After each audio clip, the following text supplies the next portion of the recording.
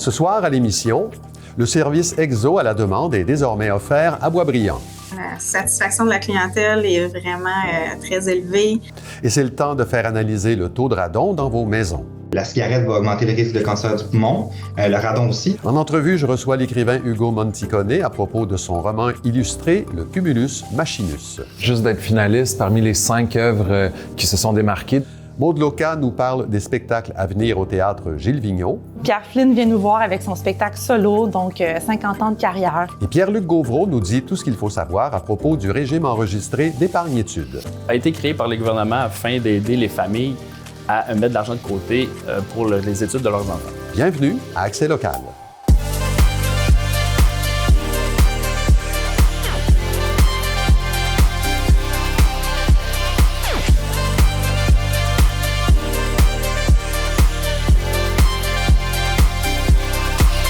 Jeudi 7 novembre 2024, bon début de soirée, c'est Claude Desjardins en compagnie d'Éloïse Lagacé. Bonsoir. Bonsoir Claude. Alors, le réseau de transport collectif Exo lance un nouveau service dans la région. Ça commence en fin de semaine. Exactement Claude, c'est le service Exo à la demande qui débarque à Boisbriand.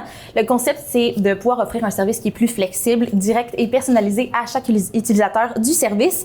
Au lieu de prendre l'autobus avec un service en ligne régulier, selon un horaire prédéterminé, à la place, vous pourrez maintenant réserver d'avance vos déplacements. C'est un service qui permet de s'adapter aux lieux qui sont moins densément peuplés, qui assure un service égal même quand c'est pas dans les heures de pointe, et ça réduit le nombre de kilomètres inutiles. Donc, c'est beaucoup plus efficace et ça permet d'attirer une nouvelle clientèle, justement, au transport en commun. Et ça débute ce samedi 9 novembre. C'est un service, Éloïse, qui a déjà fait ses preuves ailleurs dans la grande région de Montréal. Oui, tout à fait. Exo a déjà testé le modèle à Belleuil, McMasterville et à Terrebonne. Et dans ces deux cas-là, ça a été un succès. Pour ce qui est de Belleuil, les lignes d'autobus ont été remplacées par le transport à la demande, mais pas pour Terrebonne. En fait, c'est Exo à la demande qui a été ajouté au service. Et dans les deux cas, justement, comme j'ai dit, c'était un succès. On écoute à ce sujet Madame Catherine Beaulieu, directrice de développement et de planification de la mobilité chez Exo. La satisfaction de la clientèle est vraiment très élevée. À Belleuil, par exemple, on a pu tripler l'achalandage versus 2019, donc avant même la pandémie, ce qui est vraiment extraordinaire et à des coûts vraiment similaires. Et justement, dans le cas de Belleuil, c'est 40% des usagers des transports en commun qui n'avaient jamais utilisé encore le transport collectif et c'est 4000 déplacements par mois qui ont été enregistrés là-bas. Quand même. Et comment ça va se déployer tout ça à Boisbriand?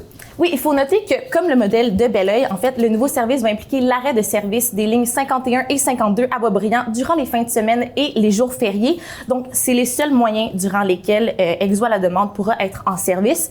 Comme vous voyez à l'écran actuellement, le territoire qui sera desservi, les usagers pourront utiliser les arrêts des circuits des lignes 51 et 52, mais aussi les arrêts supplémentaires, principalement dans le secteur résidentiel de Boisbriand.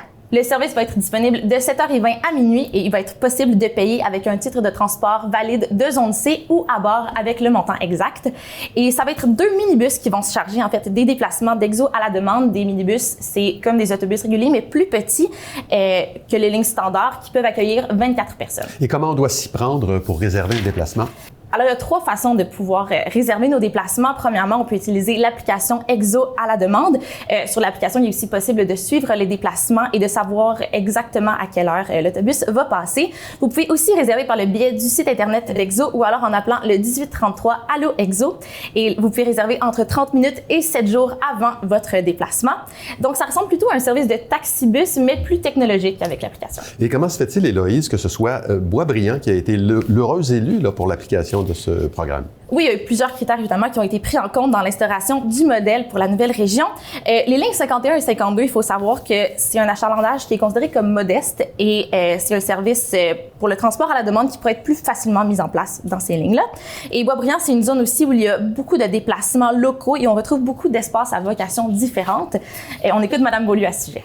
Justement, Boisbriand, qui est une zone assez mixte, là, où il y a du résidentiel, du commercial, certaines industries, là, dans le quartier industriel sur le bord de l'autoroute 15 notamment, est très propice aussi au transport de demande. Il y a une variété de déplacements, une variété de besoins à différentes heures, puis c'est ça qui rend le tout très efficace. Donc, on l'a mentionné, c'est un système qui comporte des avantages évidents là, de flexibilité, de plus grande couverture du territoire, mais c'est aussi avantageux pour le transporteur. Oui, exactement, Claude. Dans le contexte où le financement des réseaux sociaux, on va se le dire, est assez compliqué, le service de transport à la demande se trouve être une alternative qui est peu coûteuse pour Exo. Le coût par passager réduit de 39 % pour un service d'autobus normal. Et sur le plan environnemental, c'est aussi bénéfique. Oui, Exo à la demande produit des économies de 15 à 20 % des gaz à effet de serre auprès des passagers. 23 d'entre eux disent reconsidérer l'achat d'une voiture et 29 % des nouveaux clients qui utilisaient leur voiture auparavant pour le même déplacement. Les avantages poussent Exo à vouloir développer plus loin Exo à la demande. Madame Beaulieu nous en parle. On vise vraiment à continuer le déploiement. On voit encore du potentiel dans d'autres secteurs. C'est vraiment bénéfique pour les déplacements plus locaux. Donc, on va continuer l'expansion. Là, on vise entre 2 et 4 zones par année, de nouvelles zones qu'on déploie comme ça dans les prochaines années.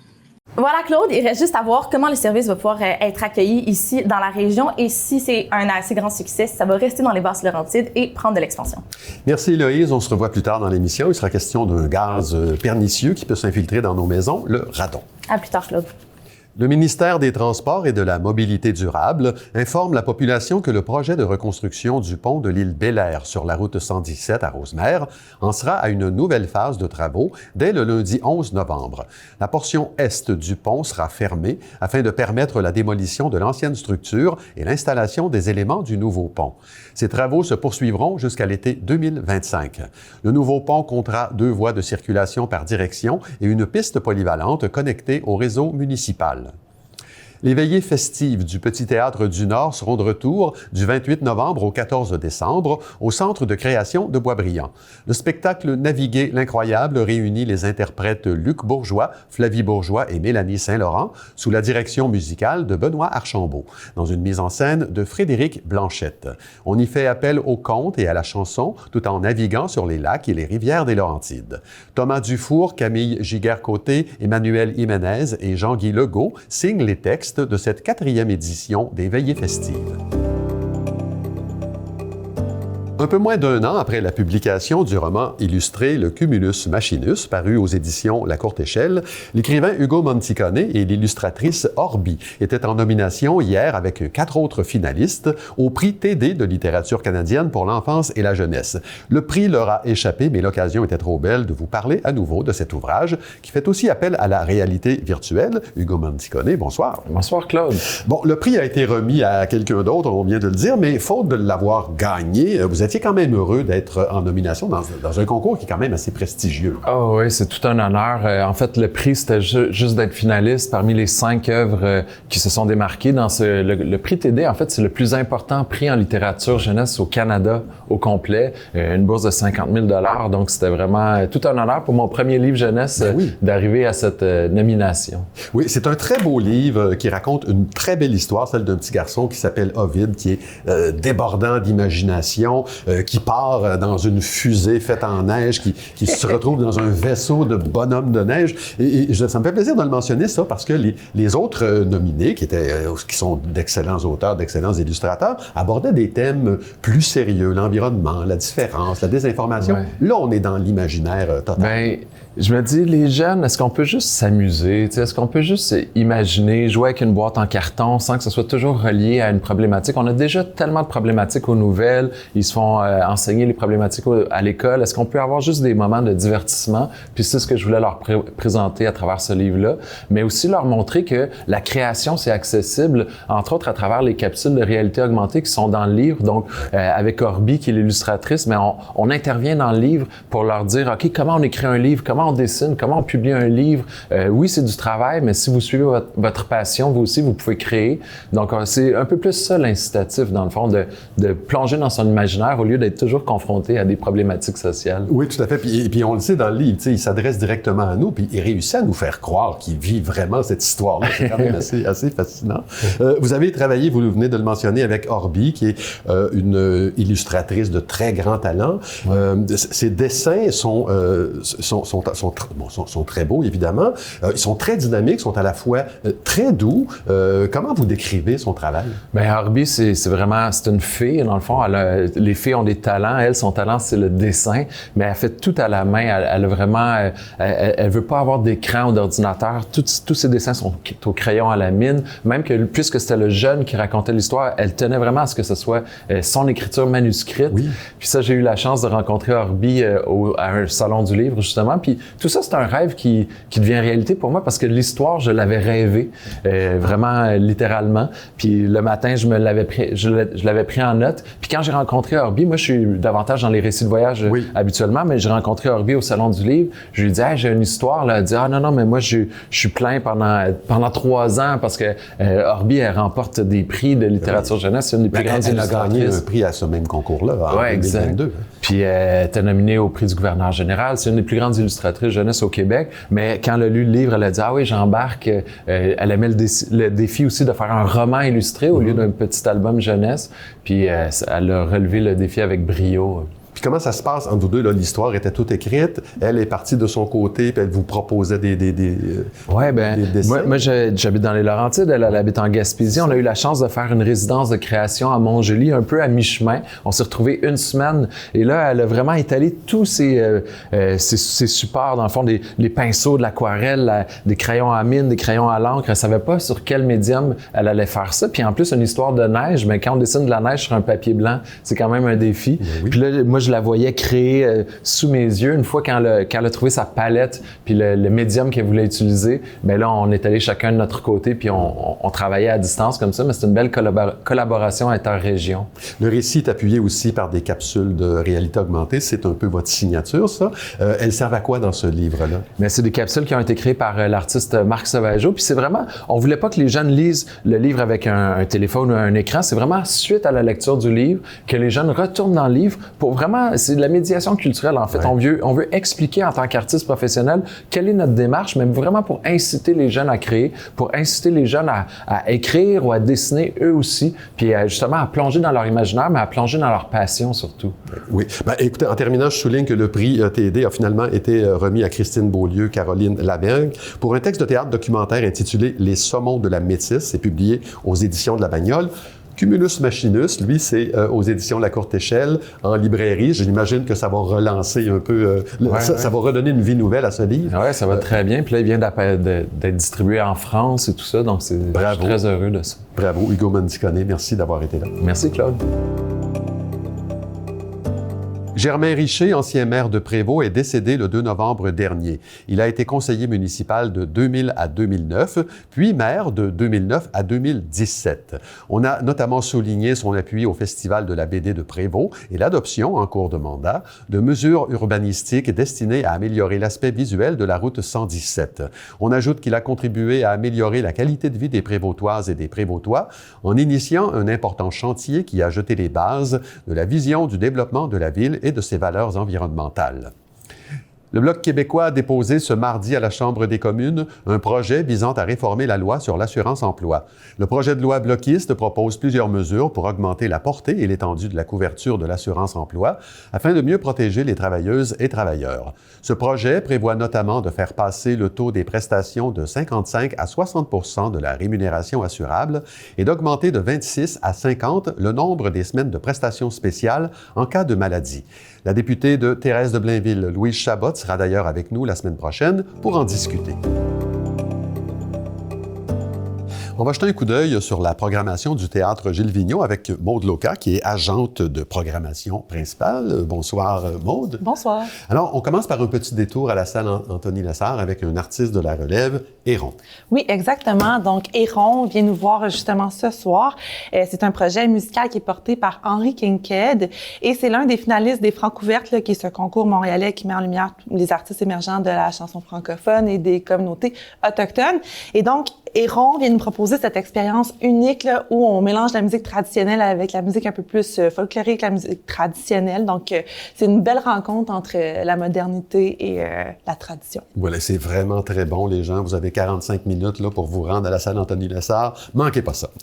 Donc, une autre très belle proposition dans votre programmation, un spectacle piano et voix avec Marianne Trudel et Karen Young. Oui, exactement. Donc, demain, le 8 novembre, c'est deux grandes musiciennes, l'une pianiste, l'autre chanteuse. C'est vraiment deux excellentes musiciennes. Elles s'attaquent à un monument, Johnny Mitchell. Elles ont vraiment retravaillé les arrangements, elles les ont peaufinés pour vraiment les mettre dans leur style à elles. Et c'est vraiment un magnifique spectacle, tout en douceur, tout en intimité. Donc, je vous invite à aller voir ce spectacle-là. Le 14 novembre, c'est Elizabeth Shepard. Exactement. Donc, c'est une talentueuse pianiste et chanteuse qui est bien établie dans nos Laurentides et elle est accompagnée avec des musiciens de la scène jazz montréalaise, donc les excellents Levi Dover à la contrebasse, Nick Ferron à la guitare et Noam Guerrier à la batterie. Et préparez-vous là pour une soirée jazzy, groovy. On peut se sentir un peu comme dans un club de jazz de Montréal lors de cette soirée. Oui, ça sonne exactement comme ça. 3 jours plus tard, 17 novembre, c'est un son et brioche aux accents de folk et de blues. Exactement. Donc là, on est à l'opposé. On est le matin sur la mezzanine, en pleine clarté, là, au théâtre Gilles Vigneault. On sert du café, des brioches et on reçoit l'excellent Jason Lang, qui est un musicien multi-instrumentiste. Il joue de tout. Il a joué avec un paquet d'artistes très, très connus. Il accompagne en ce moment Rock Voisine là, sur sa carrière 35 ans d'Hélène, là, son spectacle qui roule en ce moment. Il a accompagné Isabelle Boulay, les Sœurs McGarrigle, France d'Amour. Donc, c'est un musicien très bien établi. Puis, il vient nous présenter son projet Handle with Care. Ils vont être 2 musiciens sur scène, donc lui à la guitare et la voix et avec son ami pianiste également. Et donc, on est vraiment dans un mélange de folk et de blues. Et pour la petite histoire, c'est le fils de Penny Lang, qui est cette grande icône de la musique folk au Canada. Et ça s'entend dans la musique du fils, évidemment. Un spectacle de théâtre maintenant avec l'écrivain Éric Emmanuel Schmitt, grande visite au Théâtre Gilles Vigneault, qui nous parle de son amour pour le piano. Oui, exactement. Donc, il vient nous voir avec sa pièce Madame Pelinska et le secret de Chopin le 15 novembre. Et bon, c'est écrit et interprété par Éric Emmanuel Schmitt et tiré de son roman qui porte le même nom, qui est paru en 2020. C'est une histoire à saveur autobiographique où il nous parle de son apprentissage du piano, de son éblouissement qu'il y a eu aussi avec cette professeure excentrique polonaise qui veut lui montrer comment on joue du Chopin. Donc, sur scène, il nous livre vraiment tous les personnages de son livre puis il est accompagné du pianiste Nicolas Stavy. Toujours au théâtre, une proposition qui me semble très particulière. 6 personnages en quête d'auteurisme. Je vous laisse aller, c'est le 27 novembre. Exactement. Donc, c'est un texte de Catherine Bourgeois, c'est une pièce de la compagnie Joe Jack and John et ça met en lumière, en fait, cette troupe théâtrale de création qui cherchent leur prochain sujet. Donc, les idées fusent, mais il n'y a pas de consensus. Il y a toujours des objections morales ou éthiques. Sur scène, il y a 6 personnages, 6 comédiens, dont 5 neurodivergents. Donc, c'est une comédie. Ça reste dans un ton de comédie, mais ça sort de l'ordinaire, puis ça pousse nos réflexions sur la société. Tout à fait. On finit en musique avec un artiste qui est quand même là depuis un certain temps. Oui, donc Pierre Flynn vient nous voir avec son spectacle solo, donc 50 ans de carrière. Et Pierre Flynn, bien évidemment, il est connu pour être l'un des membres fondateurs du groupe Octobre. Puis, il vient nous présenter ses plus grands succès et des pièces de son répertoire. Puis il a écrit certaines des plus belles chansons de la musique québécoise. Maud Loca, merci beaucoup. Merci, ça me fait plaisir. Novembre, c'est le mois de la littératie financière, raison pour laquelle on vous propose cette nouvelle chronique de Pierre-Luc Gauvreau, qui est conseiller chez Charbonneau et Associés Gestion de patrimoine, avec qui on va parler du régime enregistré d'épargne-études. Pierre-Luc, bonsoir. Bonsoir, Claude. D'abord, quelles sont les principales caractéristiques du régime enregistré d'épargne-études? Tout d'abord, merci de m'inviter à l'émission. Très heureux de faire cette chronique aujourd'hui. Pour commencer, le régime épargne-études, qu'on appelle aussi communément le R3E ou le REE, donc c'est des acronymes qu'on peut donner au régime, a été créé par les gouvernements afin d'aider les familles à mettre de l'argent de côté pour les études de leurs enfants. Au fil de ma carrière, ce que j'ai remarqué, c'est que c'est un régime qui a été négligé souvent. On met beaucoup d'accent sur le REER ou sur le CELI, qui est le compte épargne d'impôt. Par contre, si on utilise bien le régime, on peut vraiment tirer de gros avantages de ça. La plus grosse avantage, la plus grosse caractéristique, et non la moindre, c'est les subventions qui sont versées dans le régime. On parle ici de 30 % garantis par le gouvernement. Donc, c'est quand même énorme, mais ça peut être davantage pour des familles qui auraient un plus faible revenu. Donc, si vous trouvez actuellement un placement qui génère 30 % de garantie sur le marché, appelez-moi. Je pense pas que c'est quelque chose qui existe.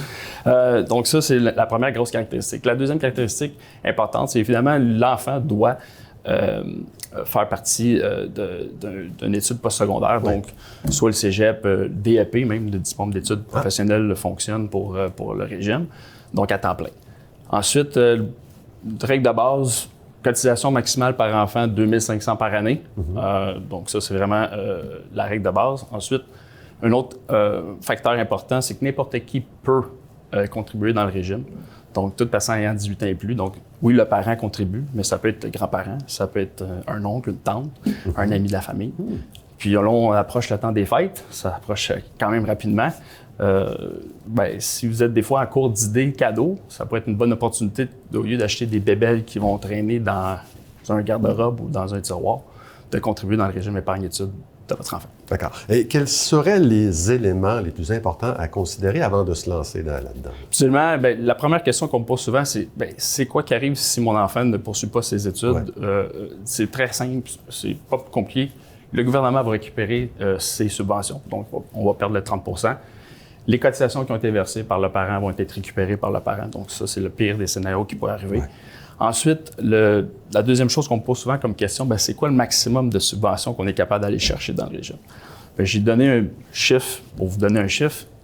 Quand vous avez atteint 36 000 $ de cotisation dans le régime, vous allez être capable d'aller chercher le maximum de subventions possible, soit 10 800 $ par enfant, ce qui est énorme. Et l'autre chose qu'on me pose souvent comme question, c'est, écoute Pierre-Luc, j'ai pas commencé à contribuer dès le départ. Est-ce que il est trop tard? Si votre enfant a moins de 18 ans, il n'est jamais trop tard. Je donne un exemple très concret. Si un parent aurait un enfant de l'âge de 10 ans et qui voudrait contribuer dans le régime, le gouvernement nous permet de récupérer des années qu'on n'a pas cotisées. Donc, on pourrait élaborer une stratégie et aller chercher la totalité des subventions dès l'âge de 10 ans en contribuant le maximum à chaque année. Donc, c'est comme un principe de rétroaction. Exactement. Alors, quel serait le meilleur conseil à donner à des parents qui veulent ouvrir un compte? Le meilleur conseil que je peux donner, Claude, c'est de faire en sorte que le régime épargne-études soit intégré dans le budget familial. À titre d'exemple, si le gouvernement est prêt à vous donner 30 sous pour chaque dollar que vous investissez dans le régime, bien, plus vite que vous accumulez, plus vite que vous allez faire croître le régime. À titre d'exemple, si vous mettez un 1 000 $ dans un compte épargne normal à 5 %, va générer 50 $, votre régime va valoir 1 050 $. Si vous faites la même chose dans le régime épargne-études, le 1 000 $ avec le même rendement à 5 % vous allez tomber avec 50 $, 1 050 $, mais le gouvernement rajoute 300 $ dans le régime. On tombe à 1 350 $, c'est énorme. Donc, en lien avec ce que je viens de vous dire, l'autre conseil et le dernier conseil que j'avais donné, allez consulter un conseiller ou une conseillère afin d'évaluer l'opportunité de contribuer dans le régime épargne-études de votre enfant. Voilà. Bien, Pierre-Luc Gauvreau, merci pour ces précieux conseils. À bientôt. Merci beaucoup, Claude. On est de retour avec Héloïse Lagacé. Le mois de novembre, c'est le mois de sensibilisation au radon et c'est le sujet de votre prochain segment. Effectivement, c'est pas pour rien que le mois de sensibilisation est en novembre. Claude, c'est en novembre où il se met à faire plus froid et on a tendance à plus s'encabaner chez nous. Et donc, c'est à ce moment-là où on a le plus grand risque d'être en contact avec le radon. Bon, donnez-nous un petit cours, là. Qu'est-ce que c'est le radon et de quelle façon c'est dangereux? Oui, en fait, le radon, c'est un gaz radioactif d'origine naturelle qui est issu de la dégradation de l'uranium dans la couche terrestre. Et le radon, c'est inodore et incolore, mais c'est cancérigène. C'est la deuxième cause de cancer du poumon après le tabagisme et la première pour les non-fumeurs. On écoute à ce sujet le docteur Marc-Étienne Bastien de la Direction de la santé publique des Laurentides. La cigarette va augmenter le risque de cancer du poumon, le radon aussi, mais en plus, quand on a les deux facteurs de risque en même temps, le risque va être d'autant plus augmenté, donc encore plus à risque. Donc, pour les gens qui sont exposés au radon chez eux, c'est d'autant plus important de tenter de cesser de fumer. Au Québec, c'est 10 à 16 % des cas de cancer des poumons qui sont associés au radon et c'est 1 000 Québécois et Québécoises qui en meurent chaque année. Et où est-ce qu'on risque de trouver la plus forte concentration de radon? Oui, en fait, le radon étant un gaz naturel, on peut le retrouver partout. Généralement, à l'extérieur, le radon se dilue dans l'atmosphère, donc il n'est pas dangereux. Généralement, c'est quand il s'infiltre dans les fondations des bâtiments et qu'il s'accumule justement dans ces bâtiments-là. À ce moment-là, la concentration de radon, si elle surpasse les 200 becquerels, c'est là que ça peut devenir dangereux à long terme. Et c'est la raison pour laquelle le Centre intégré de santé et de services sociaux des Laurentides insiste pour que les personnes qui ont un bureau ou une chambre dans le sous-sol vérifient parce qu'ils sont plus à risque, justement. Donc, un gaz inodore, incolore, comment on fait pour savoir si on y est exposé? Oui, on peut savoir si notre maison est exposée à des fortes concentrations de radon grâce à un test de radon qui est offert par l'Association pulmonaire du Québec ou auprès de CA Québec au coût d'une $50. Il faut placer le test dans le sous-sol et le laisser là pendant au moins 3 mois pendant l'hiver. Il faut ensuite l'envoyer se faire tester en laboratoire et si la concentration de radon dépasse les 200 becquerels par mètre cube, Santé Canada considère que c'est des concentrations dangereuses et il faut apporter des mesures correctives au bâtiment. On écoute à ce propos M. Bastien. Faire affaire avec un entrepreneur spécialisé là, ou en tout cas certifié pour cette problématique-là, ça peut dépendre de la manière que c'est fait, mais habituellement, le but, c'est de faire en sorte que le gaz ne s'accumule pas dans la maison. Donc, soit qu'il ne rentre pas ou que s'il rentre, ben, qu'il va être éjecté rapidement de la maison pour que la concentration dans la maison, donc la quantité de gaz dans la maison, soit le plus faible possible. Monsieur Bastien en profitait justement pour conseiller aux personnes qui désirent se construire une maison de considérer la concentration de radon, la possibilité de présence justement dans la construction du bâtiment. Selon lui, les municipalités aussi ont leur rôle à jouer évidemment au niveau de la sensibilisation, mais aussi de la réglementation pour le radon. On écoute une dernière fois à ce propos Monsieur Bastien. C'est également possible d'avoir des règlements au niveau des municipalités qui font en sorte que tous les bâtiments sont obligés d'avoir, avant d'être construits, des systèmes qui font en sorte que s'il y a un problème, c'est plus facile à régler. Donc, ça coûte un peu moins cher si on le fait à l'avance. Merci beaucoup, Héloïse. À bientôt. À bientôt. Voilà, c'est tout pour aujourd'hui. Merci beaucoup d'avoir été là. L'émission Les Aînés déniaisés suit à l'instant. Je vous souhaite une excellente soirée et une très belle fin de semaine.